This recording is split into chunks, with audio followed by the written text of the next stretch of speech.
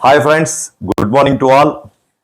Welcome to Right to Solutions, a tool for legal awareness to the public.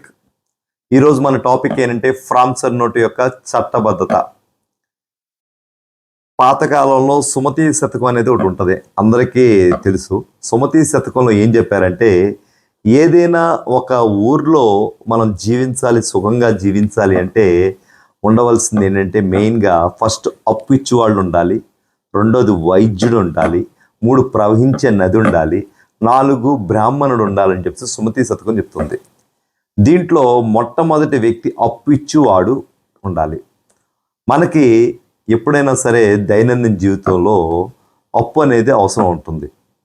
అది పిల్లల పెళ్ళిళ్ళు కావచ్చు, పిల్లల చదువులు కావచ్చు, ఏదైనా స్థలం కొనుక్కోవడానికి కానీ, ఇల్లు కట్టుకోవడానికి కానీ, వ్యాపారానికి ఖర్చులకు కానీ, ఇంట్లో కుటుంబ ఖర్చులకు కానీ, ఇతరితర అవసరాలకి మనకి అప్పు అనేది అవసరం ఉంటుంది. పాతకాలంలో మాట మీద పరపతి మీద అప్పు పుట్టుతూ ఉండేది. రాను మనిషి మాటకు విలువ పోయింది. అటువంటప్పుడు వ్రాతపూర్వకమైన అగ్రిమెంట్ అనేది, ఒక కాంట్రాక్ట్ అనేది వెలుగులోకి వచ్చింది. అదే ఫ్రాన్సర్ నోట్. ఆ ఫ్రాన్సర్ నోట్ యొక్క చట్టబద్ధత గురించి ఈరోజు డిస్కస్ చేద్దాం. The Indian contract act 1872 section 2Hలో ఈ ఫ్రాన్సర్ నోట్ గురించి డిఫైన్ చేశారు. Section 2H defines a contract which includes promissory note. అంటే ఈ ఫ్రాన్సర్ నోట్ ఇచ్చి అప్పు తీసుకోవడం, ఇవ్వడం అనే ట్రాన్సాక్షన్ అనేది, ఒక కాంట్రాక్ట్ అనేది 2 వ్యక్తుల మధ్య జరిగింది. అది సెక్షన్ 2H ప్రకారం వ్యాలిడ్ కాంట్రాక్టే అని చెప్పేసి, అది ఒక కాంట్రాక్ట్ అని చెప్పేసి చెప్తున్నారు. అదేవిధంగా నెగోషియబుల్ ఇన్స్ట్రుమెంట్ యాక్ట్ 1881లో సెక్షన్ 4లో కూడా ఈ ఫ్రాన్సర్ నోట్ని డిఫైన్ చేశారు.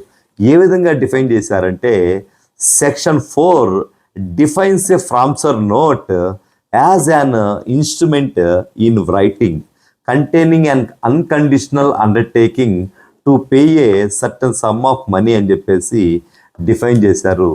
దీని అర్థం ఏంటంటే, ఫ్రాన్సర్ నోట్ అనేది ఒక వ్రాతపూర్వకమైన ఇన్స్ట్రుమెంట్, అంటే వ్రాతపూర్వకమైన పరికరం.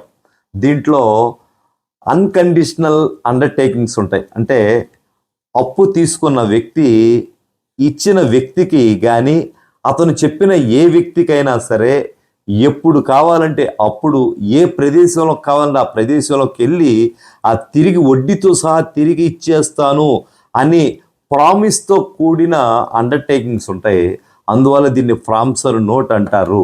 ఆ విధంగా సెక్షన్ 4లో డిఫైన్ చేశారు. ఈ ఫ్రాన్సర్ నోటు తీసుకొని అప్పు ఇచ్చిన తర్వాత తిరిగి ఇవ్వకపోతే ఈ ఫ్రాన్సర్ నోట్ని పట్టుకొని మనం మనీ రికవరీ సూట్ అని చెప్పేసి కోర్టులో ఫైల్ చేసుకోవచ్చు. Section 26 order 7 rule 1 of civil procedure code 1908 ప్రకారం దావా ఫైల్ చేసుకొని మనం మనీ రికవరీ సూట్ చేసుకోవచ్చు. ఈ దావా ఫైల్ చేయాలంటే ముఖ్యంగా ఫస్ట్ ఒక డిమాండ్ నోటీస్, ఒక లీగల్ నోటీస్ అనేది ఇవ్వడం ఉత్తమం. కానీ అది మ్యాండేటరీ ప్రొవిజన్ కాదు అని, అది లీగల్ నోటీస్ పంపించి క్లయింట్ ఫైల్ చేస్తే అది కొద్దిగా, ఈ లీగల్ నోటీస్ అనేది ఒక డిమాండ్ పంపించాం, ఒక అడిగినట్టుగా ఒక ఆధారంగా ఉపయోగపడుతుంది. దాన్ని కూడా మనం ఒక డాక్యుమెంట్గా ఫైల్ చేసుకోవచ్చు. ఈ ఫ్రాన్సర్ నోట్ అనేది ఒక పద్ధతి ప్రకారం రాసుకోవాలి. అన్ని అటెస్టింగ్ విట్నెస్లు, దస్తూరి అవన్నీ కలిపి ఒకే పెన్తో రాయించుకోవాలి. ఎటువంటి కొట్టివేతలు కూడా లేకుండా రాయించుకోవాలి ఫ్రాన్సర్ నోట్ అనేది. ఈ ఫ్రాన్సర్ నోట్ అనేది ఏ విధంగా రాయించుకోవాలి అనేది వేరే వీడియోలో చెప్తాను. ఈ వీడియో మీకు నచ్చినట్లయితే లైక్ చేయండి, షేర్ చేయండి. ఫస్ట్ మా ఛానల్ని సబ్స్క్రైబ్ చేసుకోండి. ఇటువంటి చాలా వీడియోలు పెడుతుంటాను. ఫర్దర్ వీడియోస్ కోసం బెల్ ఐకాన్ నొక్కండి. మీకు ఇంకేమైనా ఇన్ఫర్మేషన్ కావాలన్నా, డౌట్స్ ఉన్నా సరే కామెంట్ బాక్స్లో సజెషన్ పెట్టండి. నేను వీలు చూసుకొని వీడియోలు చేస్తుంటాను. అందరూ సహకరించండి. Thank you.